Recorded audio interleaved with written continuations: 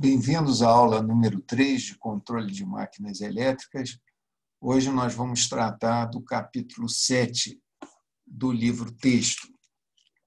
Como nós vimos na aula passada, foi apresentado o modelo e análise da máquina de corrente contínua. Hoje nós vamos entrar no controle dos motores de corrente contínua. E aqui, historicamente, um marco no controle das máquinas elétricas, a proposta do Ward Leonard. Ward Leonard é um norte-americano, não deve ser confundido com Werner Leonhard, que é o autor do nosso livro-texto. Um se escreve sem H, que é o Leonard, e o autor do nosso livro se escreve com H, Leonhard. Eu brinco até que termina com hard, que é duro. É que nem o meu nome também, Rick Hard. Bem, vamos compartilhar uma tela aqui para ver logo como é esse esquema proposto pelo Ward Leonard. A ideia do Ward Leonard foi alimentar o motor de corrente contínua, aqui representado por essa parte do desenho, diretamente na armadura, não a alimentação no campo. Nós já vimos que o campo só entra na necessidade do enfraquecimento de campo. E a proposta do Ward Leonard foi alimentar a intenção. Para conseguir isso, na época, isso daí é virada do século XIX para o século XX, era necessário usar um motor de indução e um gerador de corrente contínua. De qualquer forma, foi um avanço em relação às opções que se tinha na época, que era, através de uma resistência, alterar a tensão de armadura.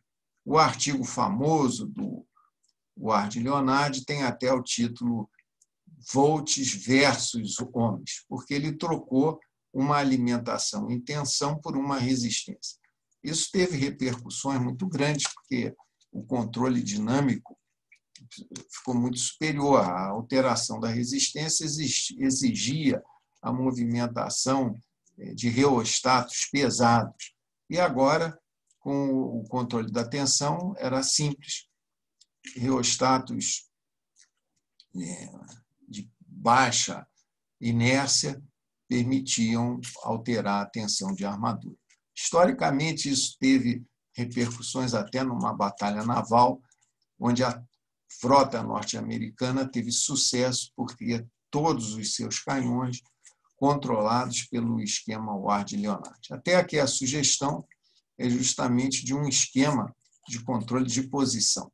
Dá-se uma determinada posição de referência e o canhão, o telescópio, rapidamente se ajusta naquela posição final. Outro ponto importante a ser destacado para o entendimento desse capítulo é o trabalho sempre feito com estruturas de controle em cascata. Industrialmente, esse é o método mais efetivo de se controlar, porque usamos todas as variáveis de estado do sistema. Variáveis de estado são aquelas relacionadas com energia armazenada. No caso corrente, temos energia armazenada nos campos magnéticos, velocidade e posição. Aqui estamos realimentando. Perceba. Corrente, velocidade, que aqui teve um processo de integração para se chegar na posição, mas depois um processo de derivação para chegar na velocidade. Não que necessariamente você vá proceder desse método estranho, integrar e depois derivar. Mas aqui é só uma representação. Evidentemente, se eu já tivesse a informação de velocidade, viria direto para esse ponto. Reforço aqui a representação DIN. Um integrador é uma rampa. Um derivador é um impulso, que é a representação da resposta de um derivador a um degrau é um impulso. É o que corresponde aqui ao desenho. e, finalmente, essa malha de controle de posição. As malhas internas são sempre as mais rápidas. A corrente responde mais rapidamente do que a velocidade, que, por sua vez, responde mais rápido do que a posição. Isso é intuitivo. Qualquer estrutura empresarial de organização empresarial, as atuações mais rápidas, como, por exemplo, pensa num sistema de fornecimento de alimento. O motoboy tem que ser mais rápido do que o cozinheiro, porque, do caso contrário, o sistema todo ia colapsar. Essa estrutura em cascata tem a vantagem que o projeto dos reguladores é feito em etapas. Primeiro se projeta o controle de corrente, que é muito simples, é um circuito RL. Ajustado o controle de corrente, passa a se ver agora a minha planta como sendo esse conjunto todo, motor e seu controle de corrente. E aí se ajusta o controle de velocidade. Uma vez ajustado o controle de velocidade, esse conjunto todo passa a ser visto como o meu processo a ser controlado. Ou seja, um motor com controle de corrente, controle de velocidade. Isso tudo é substituído por uma dinâmica equivalente, se projeta o controle de posição. Uma grande vantagem em relação, por exemplo, à realimentação de estados, onde tudo é visto como um bloco e você não pode compartilhar as etapas de projeto. Se tiver alguma coisa errada, você não pode separar uma da outra. A desvantagem dessa estrutura em cascata é que as malhas, o sistema, vamos dizer, a princípio fica mais lento, porque você só vai reagir a uma variação de corrente depois que perceber a variação de velocidade, só vai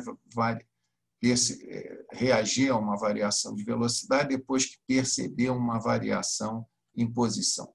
Isso tudo também é abordado pelo livro, propondo um sistema feed-forward, olhando para frente, onde você bota um gerador de referência, que é um modelo desejado, e são adicionados sinais às malhas de controle de posição, velocidade e corrente para acelerar o processo. Isso tudo foi objeto de um trabalho muito interessante desenvolvido pela Débora Soares e o Henrique Calil. No curso do ano passado, nós publicamos no COBEP, de 2019, está disponível na base do I3E Scopus. Vocês podem pegar esse artigo onde nós comparamos o controle em cascata com o controle por realimentação de estados, mostrando a importância, né, de se colocar, se desejar um desempenho melhor desse feed-forward, desse sistema de feed-forward. Mas o que talvez seja interessante ainda destacar, esquecendo disso, voltando aqui para o caso anterior, uma outra vantagem dos esquemas em cascata é que é permitido você colocar limitadores.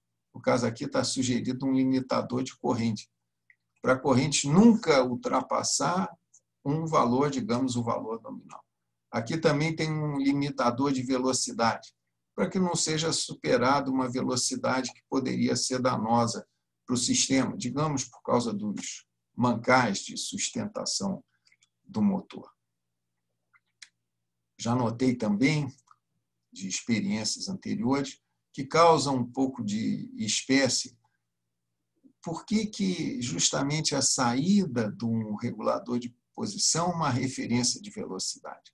Por que a saída de um regulador de velocidade é uma referência de corrente? Porque isso daí, a explicação é simples. O que dá significado à variável de saída de um regulador é o que esse regulador encontra para comparar. Aqui eu estou encontrando uma corrente para comparar. Então, o significado é dado por esta variável de engenharia que eu estou medindo, é uma corrente, isso é uma variável física. Aqui, da mesma forma, uma velocidade. Você pensa, hoje em dia, tudo isso daqui, todo o controle é feito num computador. Isso são números. Os valores que tem aqui dentro são números, não são variáveis físicas. O que vai dar significado à variável física é o que vem do meu mundo externo. Então, o que vem do meu mundo externo é uma velocidade. O significado físico dessa variável é velocidade, dada pelo mundo externo. Aqui é a mesma forma a corrente. Então, acredito que esses são os detalhezinhos que podem criar um pouco de dificuldade no entendimento do capítulo. Mas, alertados desse fato, não haverá grande dificuldade. Além do mais, o livro utiliza como técnica para ajustar os parâmetros dos reguladores de corrente, velocidade, reguladores simples, reguladores proporcionais integrais, como já sugere aqui o diagrama, é baseado num critério desenvolvido por um engenheiro alemão de nome Kessler, por volta de 1950, conhecido como técnica de amplitude ou magnitude ótima e o método do simétrico ótimo. Isto, efetivamente, não é muito detalhado no livro-texto, no entanto, tem no meu livro de acionamentos e também nas aulas que eu preparei para o curso de acionamento, se alguém tiver alguma dificuldade no acompanhamento dessas técnicas. Mas são muito simples, é quase como se fosse o Ziegler-Nichols, que foi proposto para processos químicos, para sistemas eletromecânicos. Outro detalhe interessante é, novamente aqui, que simples reguladores proporcionais ou proporcionais integrais são suficientes para se chegar a um desempenho excelente das máquinas. Evidentemente, com a estrutura em cascata, aproveitando todas as variáveis de estado do processo. Eu agradeço a atenção de vocês na aula de hoje. Obrigado.